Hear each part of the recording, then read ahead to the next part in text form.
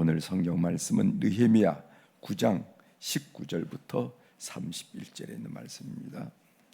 느헤미야 9장 19절부터 31절에 있는 말씀.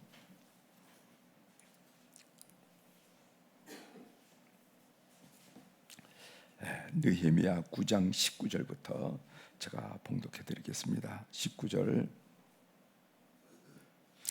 주께서는 주의 크신 긍휼로 그들을 광야에 버리지 아니하시고 낮에는 구름 기둥이 그들에게서 떠나지 아니하고 길을 인도하며 밤에는 불 기둥이 그들의 갈 길을 비추게 하셨사오며 또 주의 선한 영을 주사 그들을 가르치시며 주의 만나가 그들의 입에서 끊어지지 않게 하시고 그들의 목마름을 인하여 그들에게 물을 주어 40년 동안 들에서 기르시되 부족함이 없게 하심으로 그 옷이 헤어지지 아니하였고 발이 부르트지 아니하였사오며 또 나라들과 족속들을 그들에게 각각 나누어 주심에 그들이 시온의 땅 곧 헤스본 왕의 땅과 바산 왕 옥의 땅을 차지하였나이다.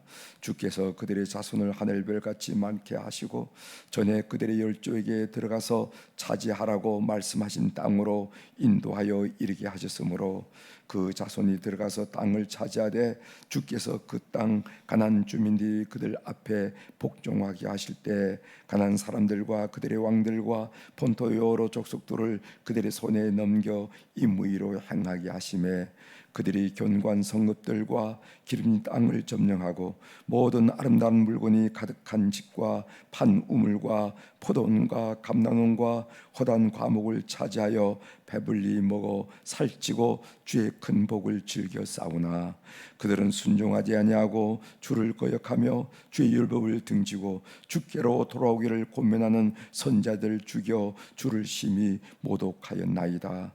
그러므로 주께서 그들을 대적의 손에 넘기사 그들이 곤고를 당하게 하심에 그들이 환난을 당하여 주께 부르짖을 때 주께서 하늘에서 들으시고 주의 크신 긍휼로 그들에게 구원자들을 주어 그들을 대적의 손에서 구원하셨거늘 그들이 평강을 얻은 후에 다시 주 앞에서 악을 행함으로 주께서 그들을 원수들의 손에 버려두사 원수들에게 지배를 당하게 하시다가 그들이 돌이켜 주를 부르짖음에 주께서 하늘에서 들으시고 여러 번 주의 긍휼로 건져내시고 다시 주의 율법을 복종하게 하시려고 그들에게 징계하셨으나 그들이 교만하여 사람이 준행하면 그 가운데서 삶을 얻는 주의 계명을 듣지 아니하며 주의 귀를 범하여 고집하는 어깨를 내밀며 목을 굳게 하여 듣지 아니하였나이다.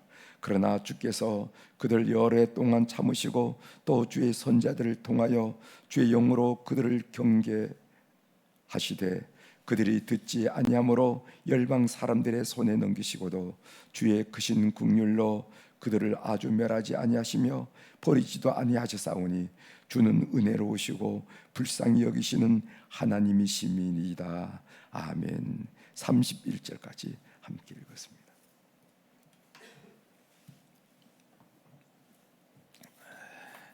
오늘 우리가 읽은 느헤미야 9장 19절부터 31절에 있는 말씀을 중심으로 주제를 당신의 삶에 하나님의 긍휼이 넘쳐남을 아는가 이런 주제로 같이 은혜를 좀 나누고자 합니다. 우리 각자에게 하나님의 긍휼이 불쌍히 여기심이죠. 불쌍히 여기심이 우리 각자에게 넘쳐나지 않는가 하는 그런 주제로 같이 은혜를 나누고자 합니다. 생명의 삶에 남아프리카 공화국에서 진실과 화해위원회의 그 위원장으로서 진실과 화해위원회를 이끌었던 투투 주교의 그 이야기 명언이 나와 있어요. 그 여러분들께 좀 인용하도록 하겠습니다. 여러분 남아프리카 공화국 아시죠? 거기에 만델레가 흑인 대통령이 제자. 이 만델레는 그동안의 그 백인과 흑인 사이에 그 잔혹한 그 과거를 진실 화해, 솔직히 난 잘못했다라고 고백하면 화해하자는 거예요. 진실 위원회가 만들어져서 그걸 이끌었는데 그 진실하해위원회를 이끌었던 사람이 바로 투투 주교란 사람이에요. 성공의 주교죠. 투투 주교라는 사람이 그걸 이끌었어요. 그분의 이야기를 한번 들어보시길 바랍니다. 신학은 사람이 아무리 사악한 짓을 저질러도 그가 악마가 되는 건 아니라고 말한다. 우리는 악행과 범죄자, 죄와 죄인을 구분해야 한다. 요점은 우리가 범죄자들을 악마로 단정해 버리면은 그들에게 책임을 물을 수 없다는 것이다. 그것은 자신의 행위에 책임을 질 수 있는 도덕적 존재가 아니라고 선언하는 셈이 되고 마는 것이다. 난 악마야, 난 인간이 아니야 라고 스스로 인정한다는 겁니다. 더욱이 그것은 그들이 더 나아질 수 있다는 희망을 포기했다는 뜻이 된다. 나는 악마야 이렇게 된다면은, 그러나 신학은 그들이 참으로 끔찍한 일을 저질렀음에도 여전히 회개하고 달라질 수 있는 하나님의 형상으로 창조된 인간이라고 말한다. 이렇게 아무리 악한 일을 저질러 하더라도 우리는 그를 악마라고 말하지 않고 저 인간은 저렇게 살 수밖에 없어라고 단정짓지 않고 그 또한 하나님의 형상으로 닮은 인간이다 라면서 스스로 도덕적인 존재임을 자각시키고 그리고 스스로 회개할 수 있는 기회를 주는 것이 신학이라. 이해하시죠? 무슨 말씀인가 이해하시라 생각합니다. 나는 상당히 중요한 말이라 이렇게 여겨져서 여러분들과 지금 함께 나눈 것입니다. 한번 그 부분을 제가 한번 찬찬히 읽어드릴 테니까 다시 읽어드릴 테니까 새겨보시길 바랍니다. 신학은 사람이 아무리 사악한 짓을 저질러도 그가 악마가 되는 건 아니라고 말한다. 우리는 악행과 범죄자, 죄와 죄인을 구분해야 된다. 요점은 우리가 범죄자들을 악마로 단정해 버리면은 그들에게 책임을 물을 수 없다는 것이다. 그것은 자신의 행위에 책임을 질 수 있는 도덕적 존재가 아니라고 선언하는 셈이 되고 마는 것이다. 더욱이 그것은 그들이 더 나아질 수 있다라는 희망을 포기했다는 뜻이 된다. 그러나 신학은 그들이 참으로 끔찍한 일을 저질렀음에도 불구하고 여전히 회개하고 달라질 수 있는 하나님의 형상으로 창조된 인간이라고 말한다. 이렇게 얘기했죠. 그래서 오늘날 흉악한 교도소, 우리 감리교회는 청성교도소를 이렇게 가서 늘 복음을 전하고 있는데 그 청성교도소는 아주 흉악한 사람들이 있는가 봐요. 그런데도 우리가 기대를 하고 복음을 전한 이유는 뭐냐면 너는 악당이야, 너는 악마야, 넌 개전의 정이 없어, 넌 이렇게 단정하지 않고 신학은, 성경은, 하나님은 그럼에도 불구하고 그 존재가 하나님의 형상으로 지음받은 인간이라 하는 것을 인정하는 것이라는 거죠. 중요한 의미라 생각합니다. 오늘 본문을 좀 들어가 보겠습니다. 이스라엘 백성은 범죄, 심판, 회개, 구원이라는 사이클이 계속된 조상들의 잘못된 삶을 고백하고 있어요. 이런 고백을 통해서 귀환한 이스라엘 백성들은 자신들의 전체성을 찾아가는 노력이고 정체성을 회복하려는 노력이라 이렇게 생각합니다. 이 느헤미야서는 우리가 알죠. 에스라 느헤미야는 이스라엘 백성들이 바빌론 포로 생활을 70년 하다가 돌아올 때 돌아와서 그들이 폐허가 된 예루살렘 성전, 폐허가 된 예루살렘 성벽, 마음들이 갈기갈기 찢어진 생존만이 그들의 목적이었던 그 땅의 사람들에게 우리가 어떤 존재인가, 우리 이스라엘 공동체는 어떤 공동체인가, 우리가 사는 방법은 어때야 되며 우리가 이 땅에 살아갈 존재하는 목적이 뭔가를 하는 자아 정체성을 회복하는 과정 중에 그들의 과거, 그들의 조상들의 역사를 회복하고 고백하는 내용을 우리가 쭉 읽고 있다는 겁니다. 본문에서 구체적인 예를 찾아보도록 하겠습니다. 어제 우리가 무슨 이야기를 했냐면 어제 새벽에 이스라엘 백성들은 출애굽 사건과 광야 생활을 통하여 수많은 하나님의 은혜를 경험했다는 것입니다. 그러나 그래서 제가 그러나 또 그러나 이렇게 했죠. 그러나 이스라엘 백성들은 하나님을 배신하고 하나님을 모욕하고 하나님을 원망하고 하나님 불신하고 그렇게 됐다는 거예요. 그런 이야기를 어제 우리가 출애굽 사건과 광야 생활을 통해서 우리가 함께 나눴습니다. 자, 오늘 본문에 보면요, 19절서부터 21절까지는 광야 생활에 대한 이야기가 또 나오죠. 불기둥, 구름기둥 이야기 나오고 반석을 깨뜨려 생수를 내는 이야기 나옵니다. 그 다음에 22절부터 25절까지는 가나안 생활을 끝내고 이스라엘 백성들이 광야 생활을 끝나고 가나안 점령 전쟁을 수행했던 그 이야기를 하고 있습니다. 이스라엘 백성들이 이제 모세의 시대가 끝나고 여호수아가 요단강을 건너고 가나안 땅을 그 땅에 여부수 족속, 히위 족속, 아모리 족속 그러면서 그 부족들이 이미 살고 있는 그 땅을 여호수아가 들어가면서 여리고성을 무너뜨리고 아이성을 무너뜨리면서 점령 전쟁을 일으키잖아요. 그때의 배경을 그때 이야기를 지금 하는 것입니다. 하나님은 이스라엘에게 요단강 동편의 시온의 땅 곧 헤스본 왕의 땅과 바산 왕 옥의 땅을 주셨다. 이렇게 또 하나님의 은혜를 이야기하는 겁니다. 하나님은 이스라엘에게 가나안 사람과 그들의 왕들과 본토 여러 족속들을 넘겨주셨다. 하나님 은혜를 얘기하죠. 25절 한번 좀 넘어가 보겠습니다. 25절 읽겠습니다. 그들이 견고한 성읍과 기름진 땅을 점령하고 모든 아름다운 물건이 가득한 집과 판 우물과 포도원과 감람원과 허다한 과목을 차지하여 배불리 먹어 살찌고 주의 큰 복을 즐겨 싸우나. 하나님이 그렇게 은혜를 베풀어 주어 싸우나. 여기 이제 벗의 의미, 그러나 하는 의미가 들어갔죠. 주의 큰 복을 즐겨 싸우나.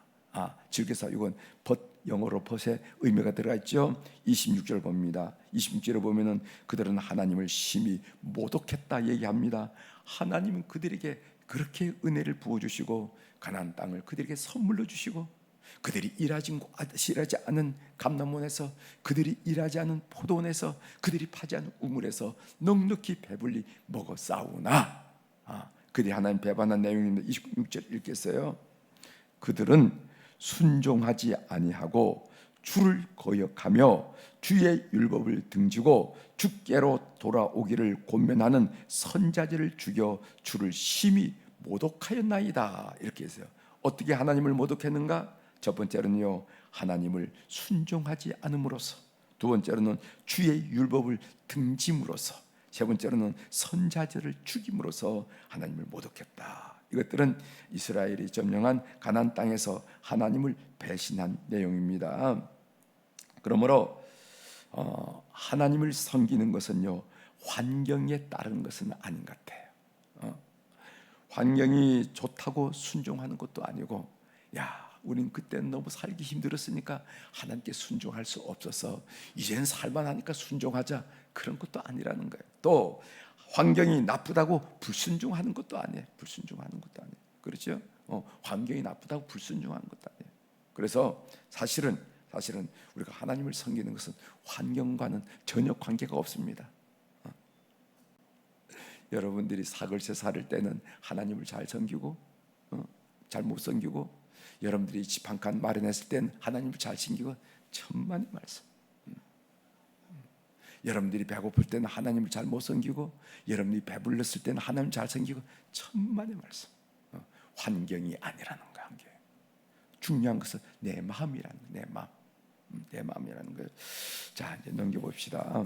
하나님은 그들을 대적의 손에 넘기셨습니다. 하나님을 모욕을 준 그들을 27절에 나옵니다. 그러므로 그 하나님을 모욕하는 그들을 하나님이 징계하죠. 그러므로 주께서 그들을 대적의 손에 넘기사 그들이 곤고를 당하게 하심에 그들이 환난을 당하여 주께 부르짖을 때 주께서 하늘에서 들으시고 주의 크신 긍휼로 그들에게 구원자들을 주어 그들을 대적의 손에서 구원하셨거늘. 이렇게 해서 여기 보면은 이스라엘의 범죄, 그리고 하나님의 심판, 그 하나님의 심판을 받은 이스라엘의 부르짖음, 그리고 하나님의 구원, 이 사이클이 또 계속되는 거예요. 이스라엘 백성들 가운데 이스라엘의 범죄, 하나님의 심판 진노, 그 다음 이스라엘의 부르짖음, 그리고 하나님의 구원, 이렇게 한다는 거죠. 귀환한 이스라엘 백성들이 그들의 조상들의 삶을 회고하는 것은 하나님의 백성으로서 이스라엘의 정체성을 확고히 확립하여 다시는 하나님의 심판을 받지 말자는 것입니다. 말자는 거예요. 그래서 역사 교육이 참 중요하다고 생각해요. 역사 교육이. 예? 역사 교육이. 우리는 이스라엘의 역사를 빗대서 우리 인간의 삶을 다시 뒤돌아보잖아요. 역사 교육이 중요하다는. 그 한국 학술연구원장이 그 함재봉 박사가 한국인의 탄생이라는 그런 그 강의를 하는 걸 제가 들어봤습니다. 그분의 강의 제목이 뭐냐면은 기독교는 조선을 어떻게 바꿨나, 이 기독교가 조선을 어떻게 바꿨나 하면서 얘기를 쭉 해나가는데 제가 몇 가지만, 그 기독교가 들어옴으로 말미암아 이 5가지가 바뀌어졌다는 거예요. 그 이야기 제가 좀 잠깐 하면서 결론을 좀 맺을까 합니다. 기독교는 조선을 어떻게 바꿨는가? 신분 제도를 철폐했다는 겁니다. 신분 제도. 양반, 문반, 무반, 양반. 그 다음에 그 이외에 상인들, 산업공사 뭐 이런 것뿐만 아니라 여자는 그 당시 이름이 없었습니다. 김씨고 박씨였죠. 여러분, 우리가 초창기에 그 기독교인들 중에 보면 여자들이 이름이 서양 이름을, 예를 들면 우리나라에서 최초의 여성 의사였던 박에스더, 왜 에스더가 붙었습니까? 거기에 보면 선교사들의 책에 보면은 뭐라고 나오냐면은 이제 세례를 주면은 이름을 적어줘야 될 거 아닙니까? 이름을. 근데 이름이 없어. 다 박씨야. 그래가지고 어떻게 할까 하다가 소위 성경에 나오는 이름을 지어준 겁니다. 그래서 박에스더예요. 그 사람이 옛날에 이름을 가졌다가 예수 믿어서 이름을 바꾼 게 아니고 이름이 없는 여자예요. 이름이 없어. 그래서 박씨야, 박씨. 그래서 그 어린애 때는 어떻게 이름을 부르냐면 큰애, 작은애 이렇게 불렀어요. 여자애들을 부를 때 얘는 큰애, 작은애 이렇게 불렀지 이름이 없었어요. 그래서 세례를 주면서 서양식 이름을 갖다 붙여준 겁니다. 그래서 우리나라 최초의 여자 의사였던 박에스더가 그 전까지는 박씨였는데 이름이 에스더라는 이름을 세례 때 붙여준 거예요. 여러분, 김한란 박사 아시죠? 왜 환란입니까? 김한란 박사가 환란이 아니라 어릴 때부터 주어진 이름이 환란이 아니라 그 아이 이름이 뭐냐면은 김씨야, 김씨. 근데 세례를 주려고 하니까 없어. 그래서 뭐래냐면 헬렌 알죠? 환란, 헬렌 켈레 할 때 헬렌 알죠? 헬레나. 여러분, 헬레나가 콘스탄 대제의 어머니가 아닙니까? 기독교의 유명한 인물이 아닙니까? 그러니까 거기다 헬렌을 붙여요. 헬렌을 우리나라 말로 하다 보니까 환란이 된 거, 환란. 그 환란이 김헬렌. 헬렌 킴. 미국에서 유학할 때 헬렌 킴. 근데 한국말로 하다 보니까 김환란. 메리라는 여자가 많습니다. 메리. 뭐래서 김메리, 박메리 있는데 메리가 뭔지 성모 마리아, 메리야, 메리. 한국 여자들 이름. 신분 철폐. 노비는 말할 것도 없죠. 노비. 그래서 최초로 양반과 노비가 함께 예배드리고 공간이 기여했던 것이 예배당밖에 없었습니다. 초창기에. 이 조선 사대부가 절대로 애민하지 않았다는 거예요. 백성들을 사랑하고 이런 게 아니었다는 거예요. 조선 사대부의 궁극적인 목적은 뭐냐 하면은 자기의 권력을 유지하는 거예요. 그 자기 세력을 들이고, 그래서 그 조선 사대부는 말입니다. 백성들을 생각하거나 무슨 다른 뭐 이런 거 생각하지 않아. 어떻게 하든지 이 자기 문중에서 이 권력을 유지하는 데만 가는 거예요. 그래서 상대편을 죽이고 사화를 일으켜 죽이고, 이게 일어난 있던 이유가 뭐냐면요, 무슨 우리가 뭐 소돈 뭐 임금이 뭐 어떻게 해가 백성들을 생각하겠어 이런데 그거는 얘기고 후대가 그 왕을 하기 위해서 하고 그 조선 사대부의 궁극 최고의 목적이 뭐냐면 자기 집안에 권력을 유지하는 거예요. 애민 백성들을 사랑한다. 안전이 없었다는 거예요. 그런데 그 여인들을 교육을 시키고 여인들을 고쳐주고 보호구회가 여인들은 병이 나면 죽었지 그 고치는 게 없어요. 근데 선교사들이 여자들만 아니 남자하고 여자하고 같이 고쳐줬다니까 안 된다. 여자들끼리만 해야 된다. 이렇게 해서 보고 우리 동대문에 있는 그 병원 이화병원 그게 처음에 만들어진 거예요. 이 신분제도 철폐. 그 다음에 뭐냐면은 이 한글 선양입니다. 한글 선용이랄까 선양이랄까. 여러분 한글은 말입니다. 세계에서 가장 과학적인 거예요. 소위 라틴어, 헬라어로 온 영어보다도 더 앞선다는 거 아니겠어요? 지금 한글은 정신만 바로 짝 차리면 일주일은 배워요. 일주일이면. 이런 좋은 언어. 한 자판에 올릴 수 있는 24개의 자음을 갖고 있는 세계 언어가 없다는 겁니다. 중국은 자판에 올릴 수가 없다는 거예요. 한 자판에. 이 한글을 여러분들이 아시면은요, 세종대왕이 한글을 창제한 다음에, 그 다음부터 태종, 태세, 문종이 그걸 앙양하고, 이렇게, 아니, 그렇지 않다는 겁니다. 훈민정음이란 단어가 나온 거가 어디까지 나오냐? 세조실록에는 조금 나온다는 거예요. 그 다음부터는 한글이 완전히 엄물, 천한 글, 더러운 글 해가지고 완전히 사대부 사이 사라졌다는 거예요. 없어졌다는 거예요. 채말리 같은 사람들, 반대했던 사람들. 이 어떻게 우리가 이 사대부가 이런 글을 읽을 수가 있냐 말이죠. 어떻게 조정해서 이런 얘기를 할 수가 있냐 하면서 한글을 언문으로 해가지고 우리는 흔히 생각할 때는 우리 세종대왕이 창제한 다음에 그 백성들이 그 다음부터 읽기 시작해가지고 그냥 발전한 걸 알죠. 천만의 말씀. 세조 때까지 훈민정음이라는 것이 실록에 잠깐 나타날 뿐이지 그 이후로는 소위 한글이라는 거 없어지고 말았다. 없어져. 언문으로 없어지고 말았어. 가끔씩 여인들이 자기 남편에게 쓸 때 사용했던 글. 근데 이 한글을 앙양하고 회복했던 게 뭐냐면 선교사들이라는 거예요.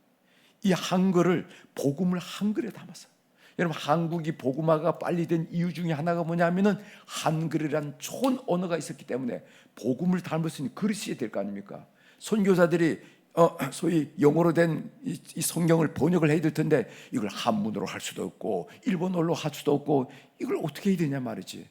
그래서 그들이 발견한 것이 한글의 한글. 그래가지고 이 복음이 전해졌다는 한글. 한글의 주시경, 뭐 이런 분들이 다 기독교인이 아닙니까? 기독교. 우리 주시경은 감리교 교인이에요. 그렇게 해서 이 한글을 새롭게 다듬어 가지고 오늘 우리 24개 이 과학의 시대 최고의 걸작품이 한글을 만드는 것도 이렇다는 거예요.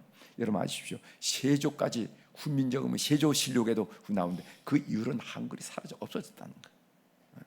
그런데 그것도 하나 더 몇 가지 얘기하면 이 신무물 제도, 학교를 세웠지요. 그리고 학교를 세워가지고 학교는 사대부를 위한 학교가 아니었습니다. 선교사들이 지금 사대부들은 서당 가서 배우고 성경관 가서 배우면 됐어. 그리고 배우지 못한 사람들 누구냐 하면은 평민들, 노비들, 여자들 이 사람들 끌어모아가지고 배제학당 만들고 이화학당 만드는 거 아닙니까? 그러면서 비로소 산수란 걸 배우고 수학이라는 걸 배우고 물리라는 걸 배우고 야구라는 걸 배우고 배구란 걸 배우고 테니스라는 걸 배우고 이렇게 하면서 한 인간으로서 자기가 가진 재능을 마음껏 드러낼 수 있는 소위 신교육이 이 개신교가 그전까지는 없었다는 거예요.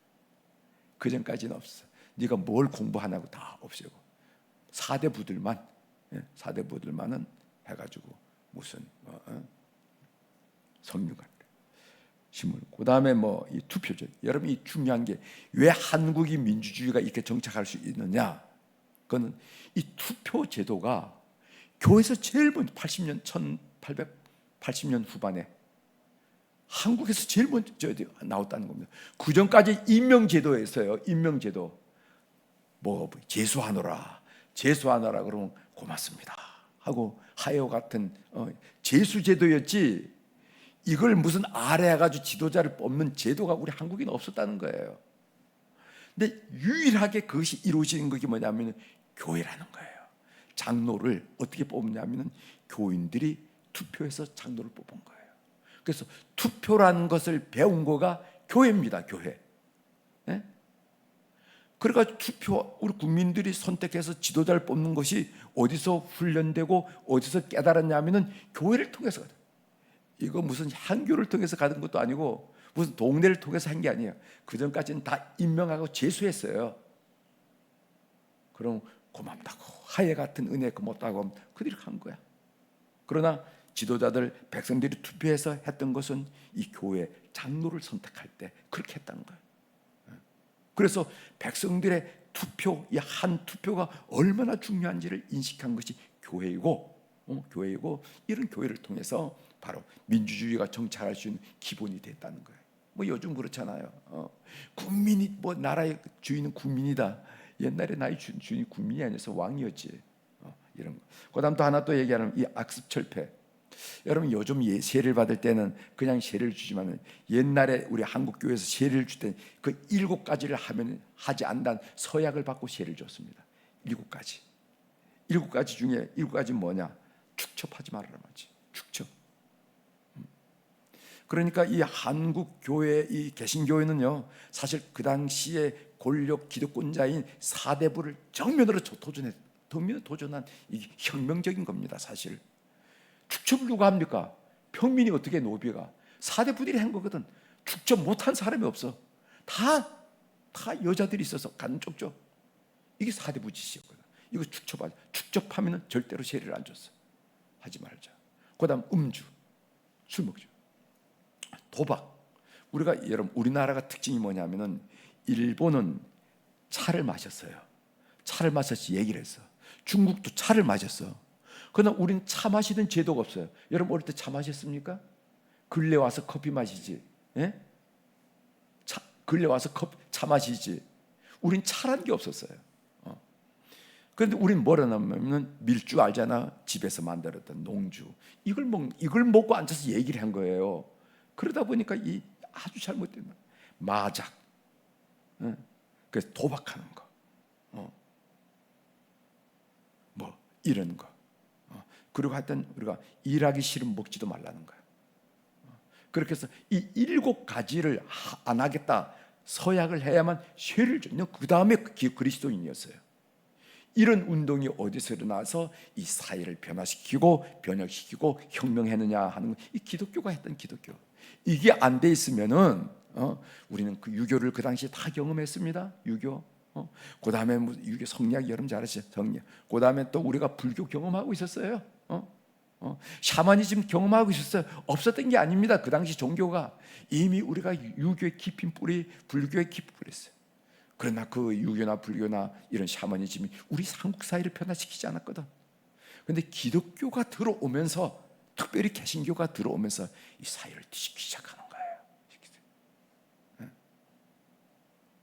그렇게 해서 소위 우리 한국인을 만들어내가는 겁니다.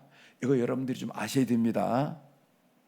남들이 뭐 기독교 어떻다고 저떻다 요즘 비난받으니까, 물론 그것도 보면은요, 그 수많은 교회 중에서 한두 교회가 나쁜 짓을 하니까 지도자가 그러니까 그렇게 되는데, 사실은 우리 기독교가 우리 민족 사회에서 얼마나 중요한 역할을 한지 모른다. 아무튼 우리가 이스라엘 백성들이 자기의 정체성을 발견한 일을 위해서 과거를 회고하고 역사를 뒤돌아보면서 그들이 한 것처럼, 제가 이 말씀을 드릴 때 이 생각이 나가지고 여러분들의 말씀을 드리는 거예요. 자, 하나님의 음성 듣기로 좀 말씀을 좀 드리겠습니다.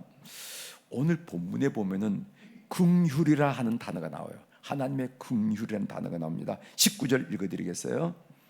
주께서는 주의 크신 긍휼로 그들을 광야에 버리지 아니하시고, 이스라엘 백성들을 하나님이 긍휼로 대했다는 겁니다. 27절 중반절에 보면은 주의 크신 긍휼로 그들에게 구원자들을 주어 그들을 대적의 손에서 구원하셨거늘. 사사들을 주신 이유가 뭐냐? 그건 하나님의 긍휼 때문이라는 겁니다. 28절 하반절, 주께서 하늘에서 들으시고 여러 번 주의 긍휼로 건져내시고 하고, 긍휼이라는 단어가 나오는 것을 우리가 확인하게 됩니다. 그럼 이 긍휼이라는 단어가 뭐냐? 이 긍휼이라는 단어는 영어로 compassion이라 얘기할 수 있어요. compassion. 이 compassion이 뭔가, com은 함께, com은 함께라는 뜻이고, 패션은 고난이라는 뜻입니다. 이번 주일에 제가 패션 오브 크라이스트, 그리스도의 고난, 패션 오브 크라이스트 아시죠? 그 우리 영화에 나왔던 거, 거기에 대한 내용을 좀 잠깐 하려고 하는데, 그 패션이라는 것은 그리스도의 순환이라는 거죠. 그래서 컴패션이라 하는 것이 궁유라는 단어인데, 그 뜻은 뭐냐면 함께 고난을 당하는 거예요. 함께 아픔을 느끼는 거예요. 그래서 우리가 속회를 통해서 컴패션이 일어나야 된다. 함께 아픔을 느끼고 중보 기도해야 된다 한 얘기를 제가 말씀을 많이 드린 이유입니다.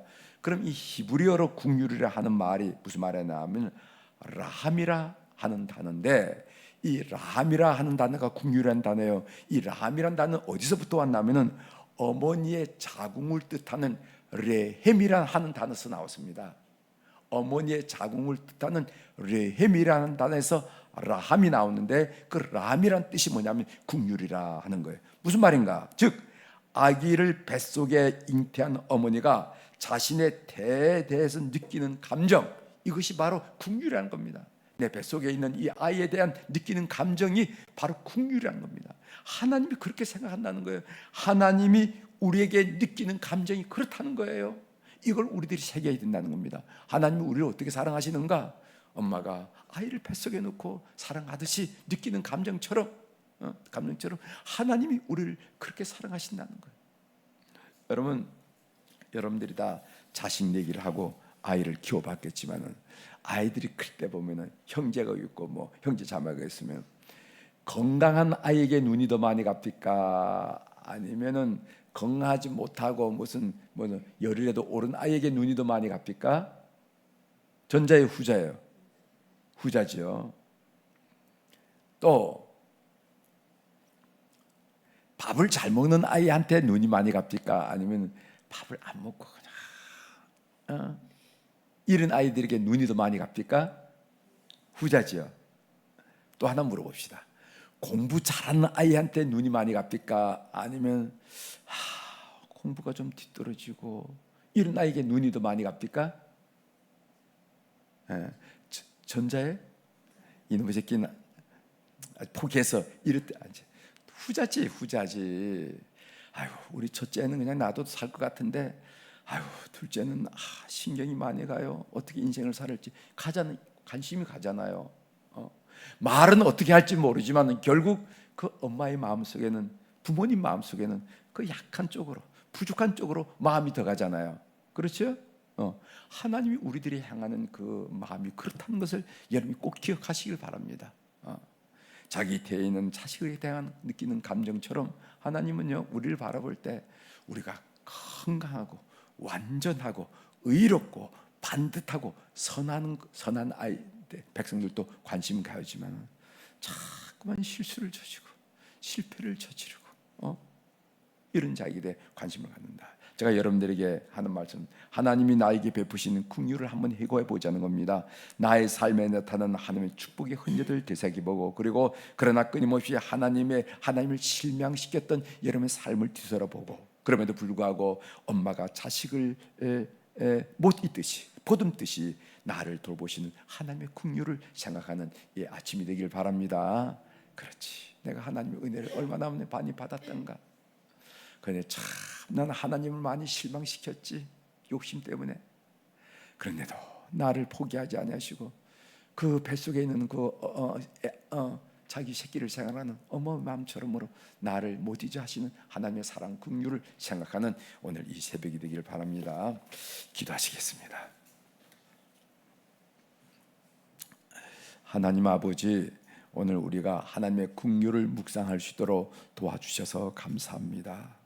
이스라엘 백성들이 그렇게 하나님을 실망시키고 하나님에게 모욕을 주고 배신을 했음에도 불구하고 그래도 내 새끼지 하면서 어머니가 엄마가 그 태아를 그 뱃속에 놓고 사랑하듯이 그들을 여겼던 것을 오늘 우리가 궁유라는 단어를 통해서 다시 한번 새길 수 있도록 은혜를 주시오니 감사합니다. 하나님, 부족하면 부족할수록, 연약하면 연약할수록, 어리석으면 어리석을수록, 홀로 설 수 없으면 설 수 없도록 더 큰 관심을 가지시는 하나님의 사랑을 오늘 또 흠뻑 체험하는 우리 교우들이 다 될 수 있도록 도와주시고, 그런 주님을 향하여 감사하고 기뻐하는 성도의 삶이 되도록 은혜를 베풀어 주옵소서.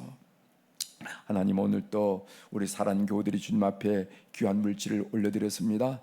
주께서 기억하시고 그 이름들, 그 사연들, 기도의 내용들 주님 통촉하여 주시고, 참으로 세상에 이런 듯 사는 것이 아니라 늘 내 곁에서 내 손을 붙들고 내 발자국과 내 걸음과 함께 동행하시는 주님을 의식하는 그런 귀한 삶이 될 수 있도록 은총을 베풀어 주옵소서. 사건마다, 경우마다, 때마다, 만남마다 우리 하나님이 개입하셔서 예수 승리를 고백하는 주의 백성들이 다 될 수 있도록 은혜를 베풀어 주옵소서. 하나님, 우리 사랑하는 교우들이 이제 명절로 귀성했다가 이리저리 이제 돌아옵니다. 돌아오는 길들 안전하게 도와주시고 행복하도록 역사하여 주시옵소서. 특별히 오늘 수요일 날 우리 자손들을 위해서 기도하게 하시오니 감사합니다. 하나님, 우리가 눈만 감으면 생각나는 것이 뭐니 해도 자식들의 얼굴이고 또 자식들의 이름이고 자손들의 이름이 아니겠습니까? 간구 들을 때마다 역사하여 주셔서 시공을 초월하시는 하나님의 거룩한 은혜가 우리 모든 후손들에게 넘쳐날 수 있도록 은혜를 베풀어 주옵소서. 그래서 우리가 하나님을 만나서 많은 은혜를 받았듯이 우리의 아들과 딸들이, 우리의 손자 손녀들이 우리 하나님 은혜 안에 거할 수 있도록 주님 축복하여 주시옵소서. 오늘 또 하늘의 주권과 땅의 주권을 가진 우리 주님의 권세 있는 이름으로 이 새벽에 선포합니다. 내 영혼이 잘된 같이 범사가 잘되고 강건한 축복을 우리 모든 교우들이 받아 누리는 하루가 되도록 역사하여 주시옵소서. 감사드리며 예수님의 이름으로 기도 올려옵나이다. 아멘. 하늘에 계신 우리 아버지여, 이름이 거룩히 여김을 받으시오며 나라가 임하시오며 뜻이 하늘에서 이루어진 것 같이 땅에서도 이루어지이다. 오늘 우리에게 일용할 양식을 주시옵고 우리가 우리에게 죄 지은 자를 사하여 준 것 같이 우리 죄를 사하여 주시옵고 우리를 시험에 들게 하지 마시옵고 다만 악에서 구하시옵소서. 나라와 권세와 영광이 아버지께 영원히 있사옵나이다. 아멘.